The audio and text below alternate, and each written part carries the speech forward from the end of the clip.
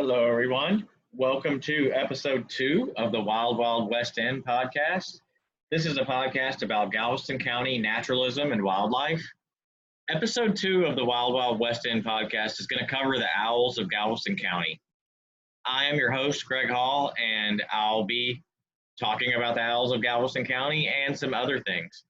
So, first, I'll explain a little bit about the two lineages of the living owls. So one of those lineages is Strigidae, which are the typical owls. They include the great horned owl, the barred owl, the long-eared owl, the short-eared owl, and other owls. Those are the ones that we're going to talk about in this podcast. So now, Titonidae is the lineage that encompasses the different branches of barn owls.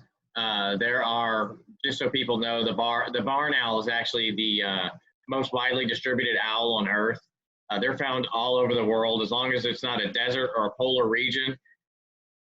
Asia, north of the Himalayas, or Indonesia, or with the exception of a couple of Pacific islands, you can find barn owls there. So anyway, Strigidae, Titonidae, those are the two families of lineages of owls, of living owls on Earth today. So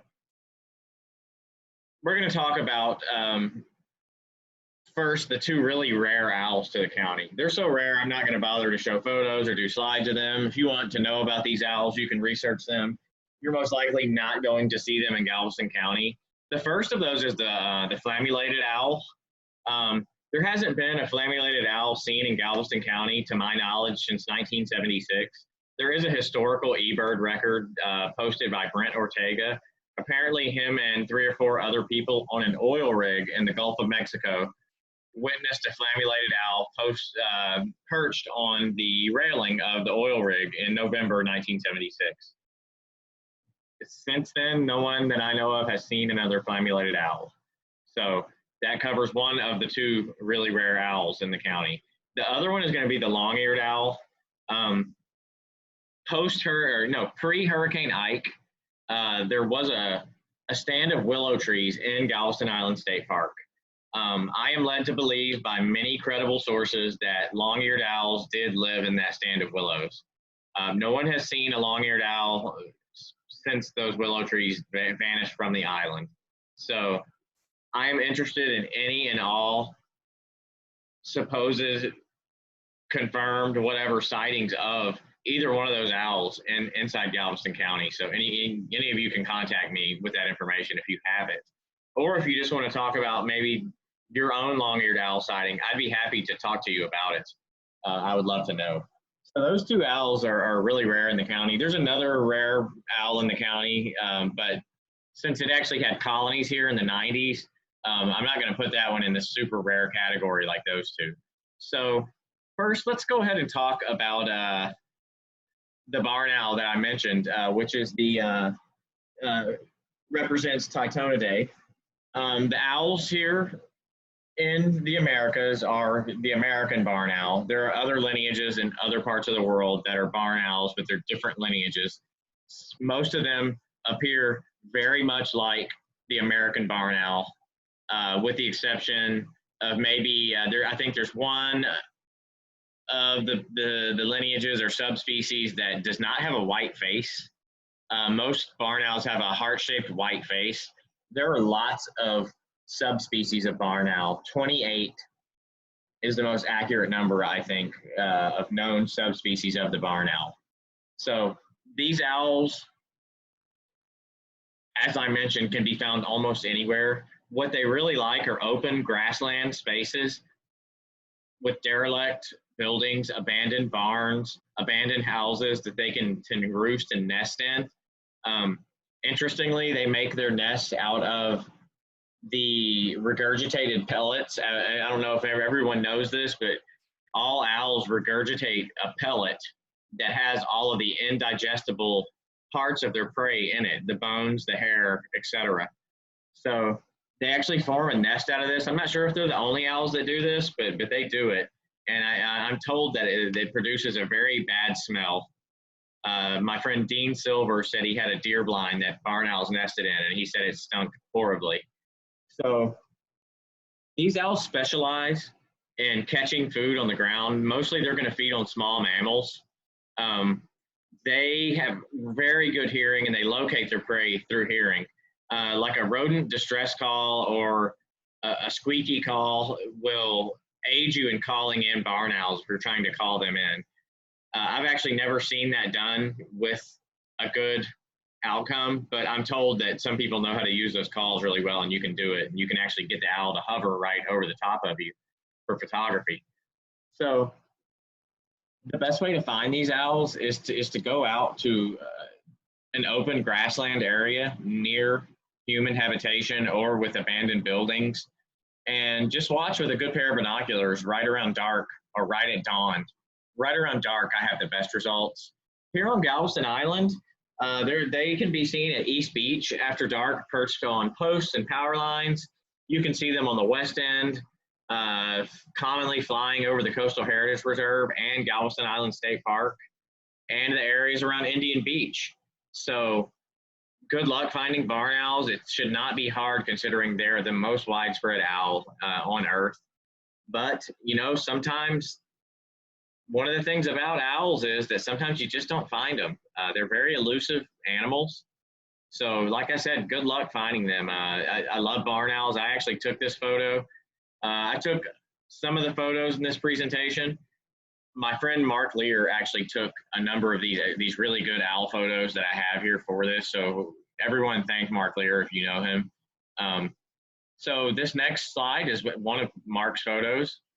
This is the barred owl. They are common in the county as well. Not quite as common as the barn owl, but if you have a nice, you know, established wooded area, such as some of the areas in League City and Dickinson, probably Santa Fe as well. This owl is very, very common in Matagorda County as well. So they are primarily rodent eaters as well. They are gonna, you know, nest and live in, you know, thick snarls of vegetation in wooded areas. They are referred to as hoot owls because of their call, and they actually belong to that other lineage of owls I mentioned, Strigidae. So that means they're one of the typical owls. That's what they are, the true owls. These owls can be seen in the county, as I mentioned, in Santa Fe, Texas, and League City, Texas, probably at some places in Lamarck and Texas City as well. The best place I know of to see the barred owl is along a road in Dickinson called McFarland Road. Just near the beginning of the road, if you enter from the Dickinson side off I think it's 517, there's going to be some houses on your right. Barred owls will commonly perch on the power lines and the mailboxes there along the right-hand side of the road. Also, you'll see them fly across the road or perched in trees above the road, just past the two bridges at the beginning, you know, kind of at the start of the road. Coincidentally, those bridges along McFarland Road are excellent places to pick up wood duck observations. There's lots of wood ducks, particularly this year. In the last couple of years, you can see wood ducks out there, but it was like you'd see 2 or 3 at a time. This year, a guy I know, Clayton, I think he said he saw like 40. I went out there recently and saw like 18. So there's lots of wood ducks in that area, and it's a great place to see barred owls. And I'm going to talk about something else that you can do out on those nights when you're looking for owls, you know, later on in this episode. So that is the barred owl. Strix varia is the binominal for that owl. They are a larger owl than the barn owl. I think I guess they would be considered a large owl. They're not quite as large as like a great horned owl, but they're a pretty good sized owl. So once again, photo by Mark Lear. This is another photo that I took on the Coastal Heritage Preserve. This is the great horned owl, Buvo virginianus. Naturalists of the past actually referred to this owl as the flying tiger. It was sometimes known as the tiger owl. I've actually never heard it called that. It's always been the great horned owl to me. They are another owl that's known as a hoot owl because of their call, also a member of Strigidae. So one of the true or typical owls. This is a really adaptable bird that has a vast range. It's widely distributed. They really like to eat rabbits, rats, and mice and voles and things like that. In my area, they also prey heavily on Virginia opossums, and it's said that they prey heavily on cats as well. I guess I can believe that, but I'm not sure. So they can take large prey though, and they are said to have the most variable diet of any raptor in North America. One of the interesting things about them is that they'll actually take carrion. It's said there's some observations of this happening on game cams and things. And also, another interesting thing about the great horned owl is they nest earlier than any other raptors in North America. Sometimes it's just by a couple of weeks. Sometimes it's actually months before any of the other raptors nest. I'm not sure why that is, but I'm sure some ornithologist out there has a theory about it, and I'd like to hear. So these owls are, as I mentioned, extremely adaptable. You can find them in lots of places. You can find them in established woodlands. You can find them on coastal prairies. Here on Galveston Island, there are a few good places to make observations of great horned owls. One is the Stevenson Woods, which is a piece of property owned by a good friend of mine, Jim Stevenson. So he has great horned owls on his property. Another one is Galveston Island State Park. On overcast mornings, they'll be out in the daytime, sometimes sitting in the dead trees for easy observation, and you can hear them calling there easily at night. So another place is where I work, the Coastal Heritage Reserve. Now, this is not a public property, but you can observe these owls from the end of Conchos, is the name of the street in Spanish Grant. It comes to a cul-de-sac, and you can see what we call the Peak Woods, named after the Peak family, who are avid birders here on the island. We actually purchased that property from Dwight and Dr. Dick Peak. So there are a pair of breeding horned owls on that property. You can hear them call from the cul-de-sac, no problem. You can also see them from there too if you're really observant, because there's some other trees over east of there, and they'll fly back and forth between those two copses of trees. So that's a good place to see them. Lafitte's Cove is a good place to see them. Just around dark, they'll come out from the canopy, and if you stand on the boardwalk at the entrance to Lafitte, sometimes you'll see them perch along the tree line on the dead trees. Other times you'll actually see them perch on top of the houses. They actually nested last year on a balcony of one of the houses in Lafitte's Cove. So you can also see great horned owls in the core woods if you're lucky. I haven't seen one there, but there are reports. So the great horned owl, one of my favorite owls. They are a really large owl, but not the largest owls. I think the order that they go in for the largest is the snowy owl is the largest owl in North America, followed by the great horned, followed by the great gray. So those three are the largest owls. So these, as I mentioned, very wide-ranging diet: mammals, birds, reptiles, amphibians, invertebrates. They're often compared by ornithologists to the Eurasian eagle owl because of their habits. They fill a similar niche in the nocturnal spectrum that the red-tailed hawk fills in the diurnal spectrum. So if you don't know what that means that basically the great horned owl is the red-tailed hawk of the night. So this next owl is really cool. This photo is also by Mark Lear. This photo was taken in Frozen Point, Anahuac, which is not in the county, but I have observed on 2 occasions, maybe 3 occasions, short-eared owls in Galveston County.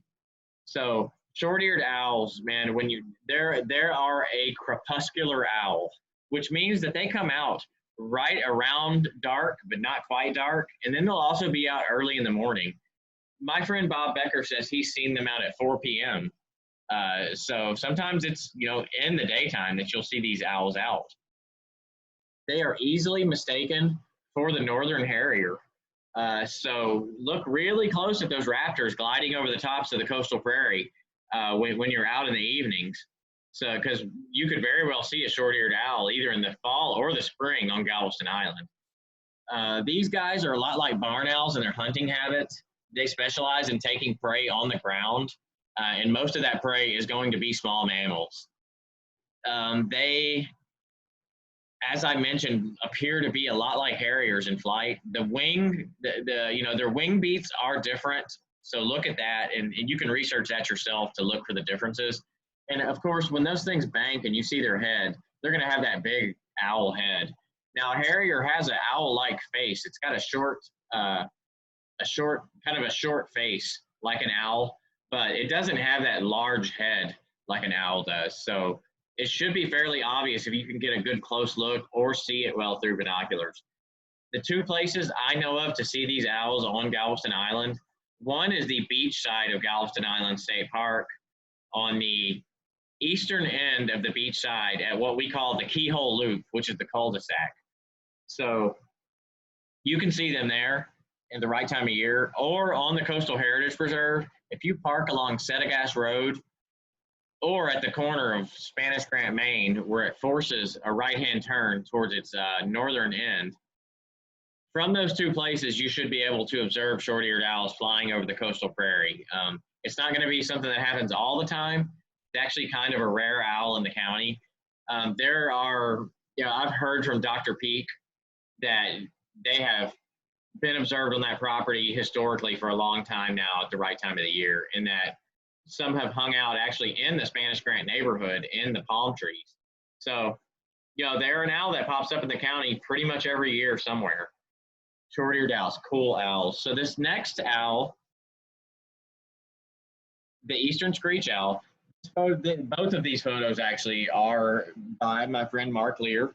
He actually takes these photos of these beautiful screech owls in his backyard because he has a nesting box where that red female owl has her nest. And in the past, there has been another red morph eastern screech owl that was her mate, but something must have happened this last year because he has been replaced with a standard gray screech owl.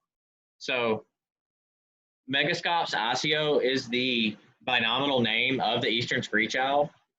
They are relatively common in our area, but they're really hard to see. They are just very adapted to living in our neighborhoods. They are used to humans and good at avoiding us.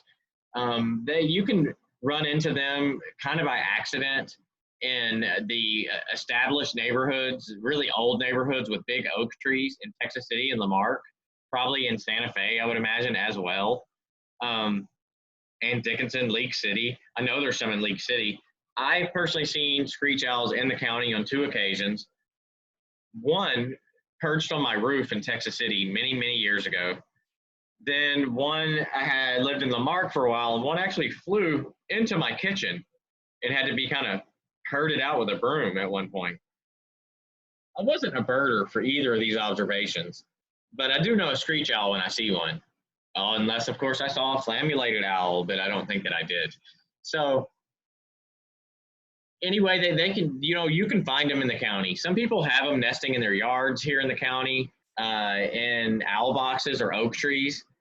I'm not the best person to advise you on where to find an eastern screech owl in Galveston County, since I myself have never commonly seen them with any consistency anywhere. I've heard them calling in the Big Thicket, which is not in Galveston County. And I may have heard one on McFarland Road one night, but I can't actually say I did for certain. But anyway, this owl is going to feed on a little bit smaller prey items, dragonflies, lizards, really small rodents, small snakes, different things like that. And they are just a neat little owl. They are probably about the size of a pigeon. So they're much smaller than you picture them. When you see these pictures of them and they look like an owl, and when you see them, you're quite shocked at how small they actually are. So to move on, another really small owl that you can find in Galveston County, but this is a very rare owl to find in the county, is Athene cunicularia, the burrowing owl. It's been a long time since there was a really established, confirmed sighting of a burrowing owl in Galveston County. Last year, late in the year, one was reported off San Luis Pass on Galveston Island. One individual saw this owl one time, They did not leave field notes or submit a photograph of the owl. So they were actually common in San Luis Pass in the 90s. So I do believe this was a legit sighting. I just wish I would have seen the owl. Me and my friend Kyle went out, looked for the owl. We never were able to find tracks, evidence of the owl, or find the owl itself. So these are ground dwelling owls. They have really long legs and they are diurnal. They are out during the day quite a bit. Not really the heat of the day, but they do like to be out during the day. These guys, as their name implies, well, their name would imply that they actually burrow, but they don't. They live in burrows that other animals create, such as prairie dogs are the common one. So the burrowing owl is another, like I mentioned, it's a small owl as well, and they have long legs and they're very fast runners, and they also fly over these landscapes that they live in, which are going to be open landscapes that are dry with low vegetation. That's what they really like. They live and roost in those burrows. So these owls do a significant portion of their hunting actually nocturnally. So they will be out at night as well. Fast sprinters, like I mentioned, they'll run things down and they will, in the sand dunes and things when they're hunting. Very neat owls. I have never seen one in person. I've seen lots of photos. I've heard of sightings. Never seen one. So San Luis Pass was the place that they were commonly seen. My friend Rob Kirshner and his father, old school birder John Kirshner, actually witnessed them on Pelican Island near Galveston Island in the county. And they've also been seen at Fort Travis Park on the Bolivar Peninsula, also in the county. So this is an owl that you could very well see in Galveston County, but it is rare to see. But that covers all of the different owls in Galveston County that you have a shot at seeing. I hope you've enjoyed and been at least a little bit educated about these owls. I am not an expert on owls and owl behavior, but I have observed a lot of owls, and I am an avid student of ornithology. So I read a lot about owls. I read a lot about owls in preparation for this podcast, and I hope you've enjoyed it. So moving on from there, I would like to review one of my very favorite books, The Big Year. So The Big Year is a great, great book. It is by Mark Obasic. I'm an audiobook guy, and there's a really nice audio version of The Big Year available on Audible. So you should check that out. The narration is very good. This is essentially a story about a competition between three birders doing a big year. Anyone that doesn't know what a big year is, it is when you test yourself as a birder and you see as many species of bird as you can inside a 1 year period. So this can be a North American big year, a world big year, a state big year, a county big year, a lower 48 big year. There are many types of big years. I have personally done a county big year, in which I did pretty good, but that's not what this book review is about. This book review is about the book, The Big Year. So there's a movie. Lots of people love and enjoy the movie. I like the movie. It's a good movie. Good actors in it. Luke Wilson, or is it Owen? It's Owen Wilson. Steve Martin, Jack Black are all in this movie. Great movie. But the book, so much better. Not only does it tell the same basic story that the movie does about the competition between these three guys and their travels and the funny things, the sad things that happen, but it also goes off on tangents about the great naturalists of the past, such as Roger Tory Peterson and Audubon. And it goes into the stories of these people. You learn kind of where the first field guides came from, who did the first big year, those types of things. And it's just a great book. So I can't recommend The Big Year enough times. Go out and get it, read it, listen to it. However you consume your books, consume in this book, The Big Year. So I like to talk about birding hotspots on the upper Texas coast. This one is Okay, this is the Oppenheimer Observatory. It's owned by the company I work for. I obviously have a bias towards Artist Boat and the Coastal Heritage Preserve, which the Oppenheimer Observatory is a part of. But I'll go ahead and say up front that this is not the best birding location on Galveston Island. There is no doubt about that. There are places that you'll see a lot more species. As far as the view that you will have while you do it, this is the best one. There's actually a large bird observatory there that was built by uh, the UT School of Design under the direction of Coleman Coker. Great guy, great group of young individuals that designed and built this observatory. The boardwalk was actually built by myself and the couple of crews of Texas Conservation Corps, Christopher Benson from NOAA, Mary Warwick from TWRC. Jason Lemoyne helped a lot with this project. Lots and lots of hands came together to build this thing. Dex Greer, who was on the Texas Conservation Corps crew that ran out of time, actually came back and volunteered his own time to work on this observatory, as did Mary Warwick. This was something we all really had our heart in and wanted to see happen. Love this place. It's got a nice big parking area. It has a handicap space. It's ADA accessible. The blind is actually two tiers, one that is ADA accessible and one that has a staircase that goes up a few more feet for higher observation. There is a half-mile walking trail around the prairie of the area. Just a great place. I can't say enough about how much I love, how hard I worked and how much I love the Oppenheimer Observatory. It is on the corner of Stewart Road and Senegast Road. If you're headed west and you get to Lafitte's Cove, you've gone too far. If you're headed east and you get to Spanish Grant, you've gone too far. So this is right at the corner. You can see the large observatory there. So it's easy to miss the entrance sometimes, but if you just circle around that area and road bird a little bit, you'll find it. So Oppenheimer Observatory is the hotspot I want to review today. A little bit about gear reviews again. A lot of birders have a lot of different opinions on what the best set of binoculars is. It's really about what the best set of binoculars for you is. For me, I really like these Bushnell Trophy 10x42s. The thing I like best about them is probably the price. I paid less than $100 for mine. There's a story about why I bought them to begin with that I'll tell. But I'll tell after I finish the review. So the thing besides the price that I like best about them is the actual grip and coating on these binoculars. I have a lot of friends that use Nikons. They swear by them, but even they will tell you that the coating on the outside of these of Nikon's binoculars is trash. It'll wear out really easy, start to fall off. You'll have to send them back under warranty and get that outside coating replaced.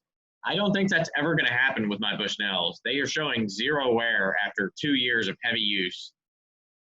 So great binoculars. I love them. Probably the one con to them is that they don't have the low light capabilities maybe that a good set of Nikons has, or other high-end binoculars that I can't pronounce. So I have pretty good eyes. It hasn't really affected my birding ability, but I've heard that their low light capability is not quite as good as some of the higher end binoculars. That being said, I recommend these to anyone, especially starting birders who don't want to go out and spend $300 to $1,000 on a set of binoculars they might only use a few times. I mean, $90 isn't that bad. I got mine for $89.99 plus tax. The reason I got mine, one morning, I swear I'm not going to go birding. I am just as sick as I can be. I don't even want to get out of bed. I'm miserable. It's freezing cold and raining outside. And there comes Kyle O'Haver on my local birding group sending alerts that there are multiple black scoters, which is a life bird for me at this point, visible off of the jetties along Seawall in Galveston. So I drag myself out of bed, get in the car, get my jacket on, drive over to the spot, walk out there in the freezing cold rain. I mean, it's very cold, and realize I don't have my binoculars, and I don't want to drive home and get them and come back. One, because I feel miserable. Two, I'm afraid the birds won't be there.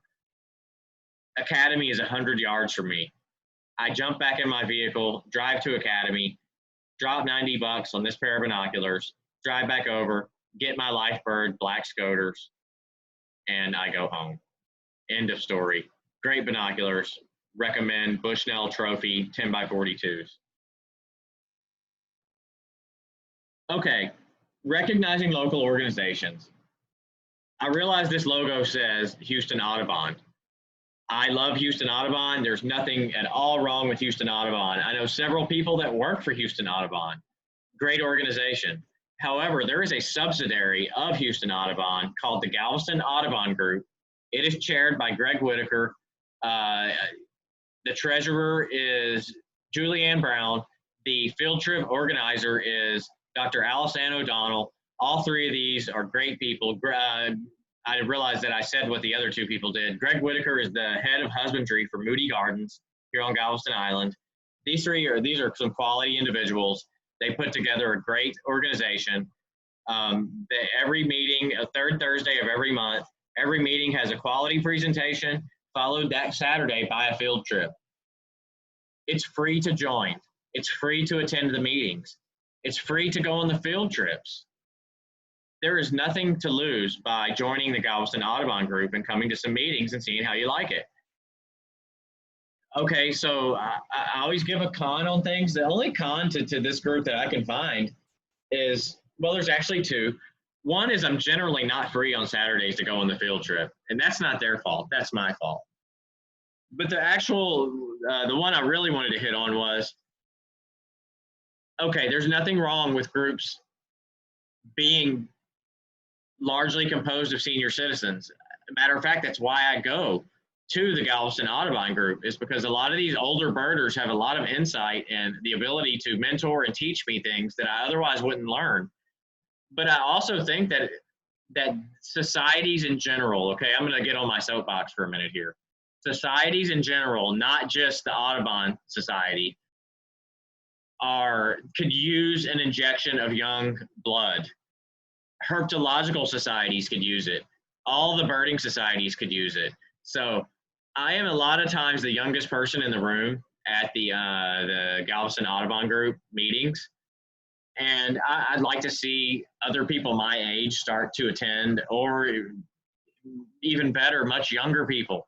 Get your kids into birding, bring them to the meetings. My buddy Kyle, his daughter is, I don't even know I think his daughter is 9. Her name is Sibley. She's named after the Sibley's Guide. She's into birding. My son is, he used to enjoy birding. He still does some days. Get your kids involved. Get your friends involved. Get some young people into these societies. Galveston Audubon Group is a great one to get involved with. So why don't you start there? Wildlife watching tips, okay? This week, I'm going to talk about something that you can do while you're out looking for those owls. So you can road cruise for reptiles and amphibians. Basically what that means is you drive slowly down rural roads with your brights on and watch for snakes and frogs in the road. Generally at night, it's going to be snakes and frogs. Daytime hours, yeah, you might see some lizards running around. If you're in Arizona, you might see a Gila monster. But here in Southeast Texas and along the upper Texas coast, what you're mostly going to see is snakes and frogs. So this photo was taken by my friend Ricky Lee Treadway. She takes the best photos of me. I need to give her credit for the other photo of me against the sunset in the What Am I section of episode 1. That's one of my favorite photos of myself. This is another one of my favorite photos. This is her and I were road cruising Galveston Island State Park, and this is a northern cottonmouth that we found there. So drive slowly, look for irregularities along the surface of the road, and stop and investigate those. A lot of times they're snakes. A lot of times they're other things like old belts or bungee cords, different things like that. But sometimes they are snakes, and you'll get an opportunity to really get a good close look at a snake. It's not going to chase you, I swear. So just check them out. Also frogs, bullfrogs, toads, green frogs, tree frogs, squirrel tree frogs, all kinds of frogs can be found on the road at the right time of the year at night. And the best way to do that is to drive around looking for owls and looking for snakes and frogs. So, you know, the best days to do this are the first dry day after it's been rainy. You generally need 80s or above in temperature wise during the day, where it cools off a little bit at night. These snakes are going to go out onto the pavement to try to thermoregulate. And if it's a dirt road, they'll simply be crossing it on their way to and from areas to hunt in. Helps if you're near some fresh water.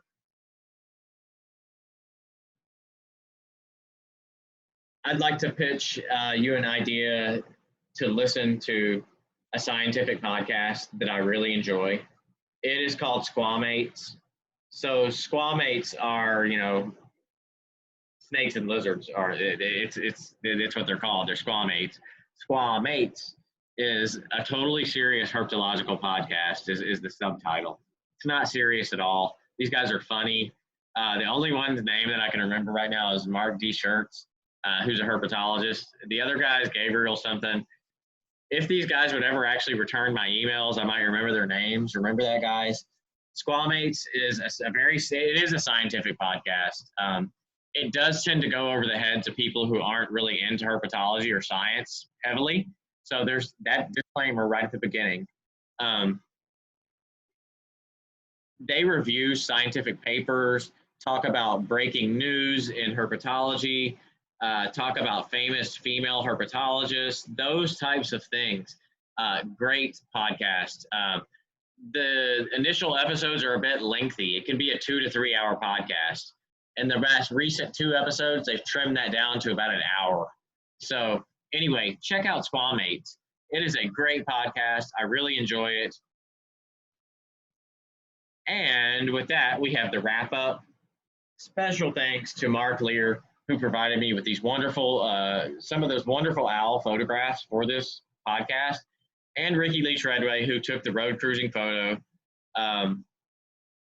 Thanks for listening. Go outside and see something worth seeing. Please use social distancing and respect the rights of others to share those green spaces with you. And with that, I would like to conclude this podcast. Everyone have a nice night. Please tune in for my next episode. This has been the Wild Wild West End with Greg Hall.